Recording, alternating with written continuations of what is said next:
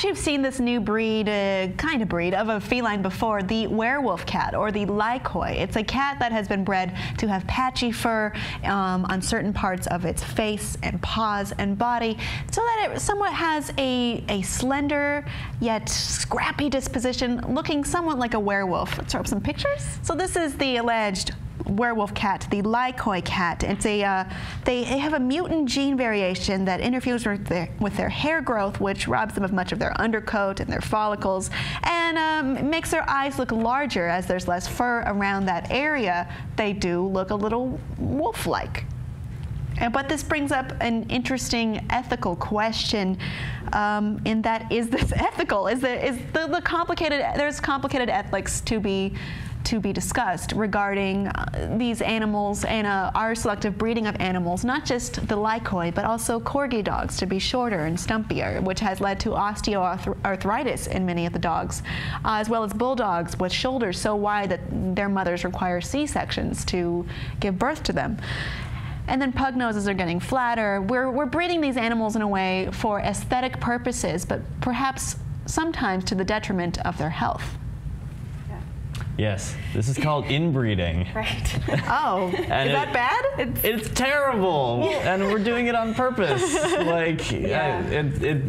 You know, we've had this standard in our culture that people want these animals to look a particular way, which originally, you know, when they started doing pure breeding, it was because these animals were supposed to have some particular purpose or job, and you know, if you're breeding, you know, cattle dogs or something like that, where it's, you know, meant for labor, it makes a lot more sense. But when you're just like, oh, look at its cute little squished face, yeah, but it can't breathe. Like, it has genetic disorders that are going to hurt it its whole life for some animals. Like, you know, when you have inbreeding in humans and you have these, you know, giant Habsburg dynasties and all that, where everybody's all messed up genetically, it's like, you know, we generally agree that that's not a good thing. It certainly so didn't why make do we Joffrey think that it's a good thing crazy. when it's for animals? Just because we have cats that look like werewolves, you know? They're like patchy hair. You know, they're not even like.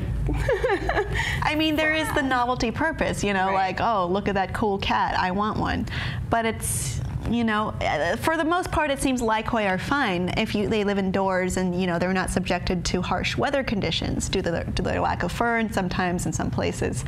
But this is kind of the tip of the iceberg, to put it one way, for when we're regarding, you know, these breeding animals that, for certain purposes, not even purposes anymore, for looks. Right. That's the thing, is that it's purely aesthetic. You know, I guess, you know, different breeds do have different personalities, which could, you know, be something.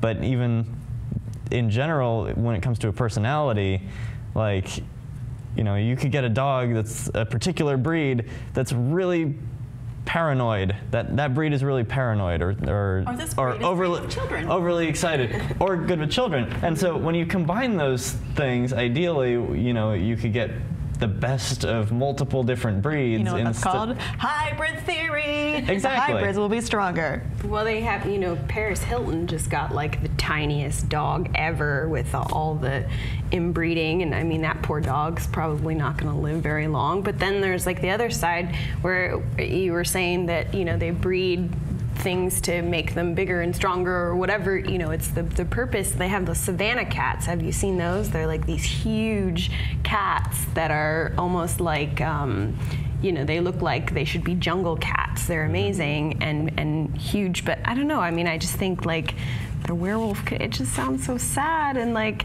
and you were saying like that they're gonna, you know, if they are kept indoors, if they're not subjected, but you know someone's gonna subject them to these things, and you know someone's gonna do something bad to them. It's just sort of, and then like, you're not giving them. Cats are so expensive that unless you really, really want one and value one, you're not gonna get it. Like the, what are those, the cats with like dwarfy legs, dwarfism in their legs. Oh, right. What are they called? Munchkin cats. Oh, yeah. So there's Munchkin cats. They're adorable, but I'm not sure about the long-term health.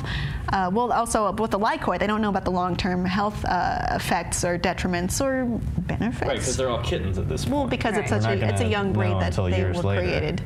So we don't know if maybe there are issues with not having the undercoat or all the hair follicles or what have you.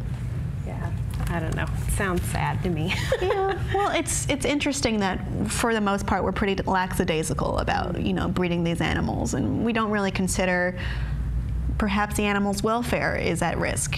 I've heard people from both sides argue about the Munchkin cats, for example. Like, some people are saying they can't jump as far as a normal cat or a larger sized cat. Other people are saying they're just fine. So it makes me wonder if we're maybe, you know, justifying this perhaps ethical gray area for our own favor, you know, for things that we might like. Because we were just talking, I think Grumpy Cat is adorable. I love that cat, but I don't think I would purposely breed a cat. I don't know if she has health issues or, you know, or personal comfort issues, and to know that I caused that would make me personally upset. Make you a little grumpy? Oh. I bred a cat once and it was awful.